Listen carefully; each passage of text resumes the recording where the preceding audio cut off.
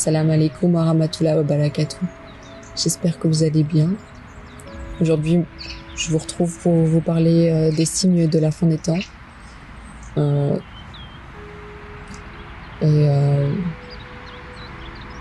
Pour moi, en fait, c'est évident qu'on est dans la fin des temps parce qu'on se rend compte que l'être humain, il a perdu totalement, il est en train de perdre totalement son côté humain.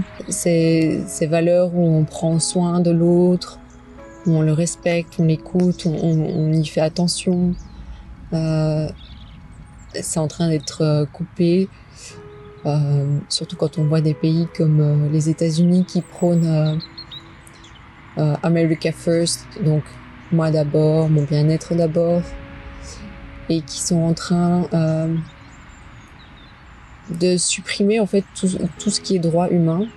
Je tiens juste à faire un rappel par rapport à la déclaration des droits de l'homme, des droits humains, qui a été signée au final il n'y a pas si longtemps que ça.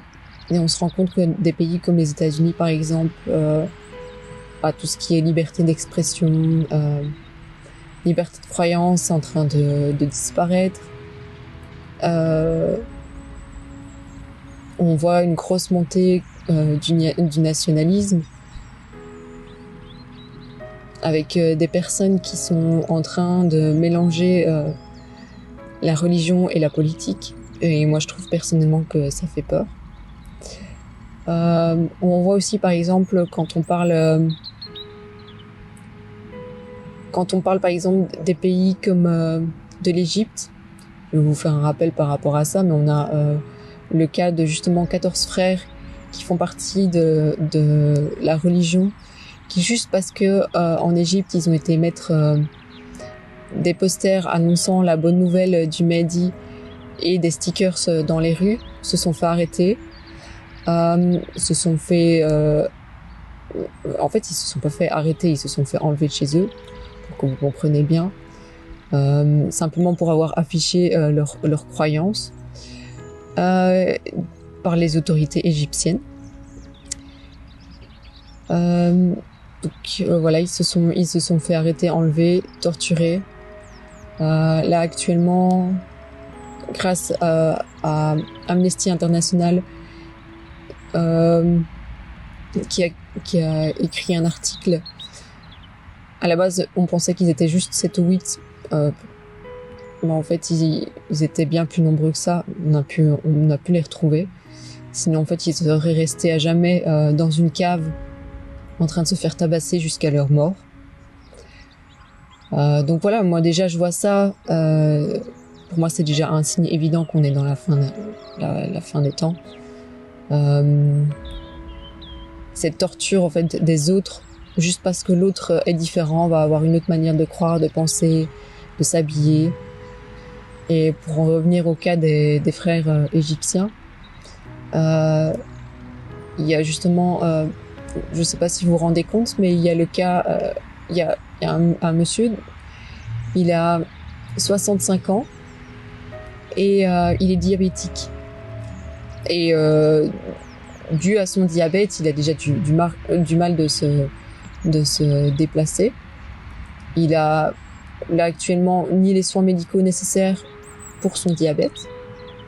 Ils sont tous ensemble dans une prison où en fait les fenêtres elles sont cassées, ils sont en plein milieu du désert.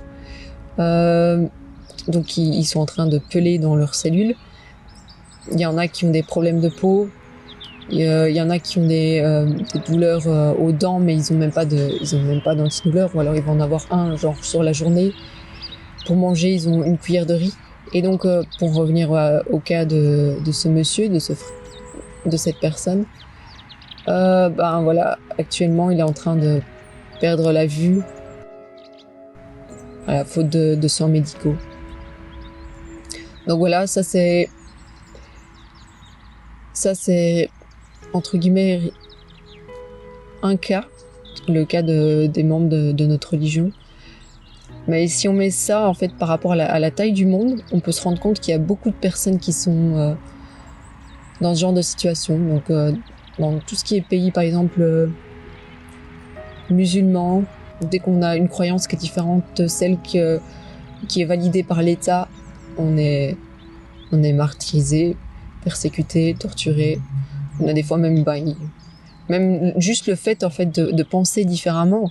On en voit plein en fait des activistes qui pacifiquement dénoncent la corruption et qui se font enlever, arrêter, ils passent des années en prison.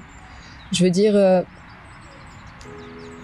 encore une fois, pour moi, il y a Abbas Sadiq de l'UAP dans sa vidéo dont les frères sont en train de vous présenter aujourd'hui. Il vous donne plusieurs signes évidents qui datent de l'époque de l'imam Ali, de l'UAP, et qui démontrent en fait que justement, ou du prophète aussi, qui démontrent qu'on est à la fin des temps.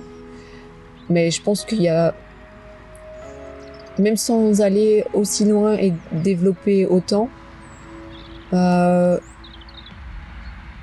pense qu'on peut clairement s'apercevoir que ça va pas. Est-ce que vous acceptez justement ça? Est-ce que ça vous touche en fait? Moi, c'est la question que j'aimerais bien vous poser. De voir ça. Est-ce que ça vous paraît quelque chose de normal, quelque chose qu'il faut accepter, toute cette violence en fait? Moi personnellement, c'est quelque chose que je refuse et que je peux pas accepter et que je peux pas trouver normal et que je peux pas défendre non plus.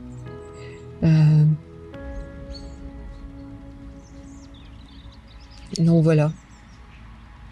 Je pense que j'ai juste pris une histoire comme exemple pour vous décrire pourquoi pour moi, on est à la fin des temps. Et pourquoi c'est évident. On voit toute cette violence qui grandit. Et voilà. Abbas Sadiq, il est la personne qui vous ramène à Dieu, qui vous ramène à cette humanité. Et si vous aussi ça vous touche et ça vous brise le cœur à chaque fois que vous entendez quelqu'un qui est en souffrance et que vous ne trouvez pas de solution, il y en a qu'une en fait de solution, c'est celle-ci, c'est cet appel.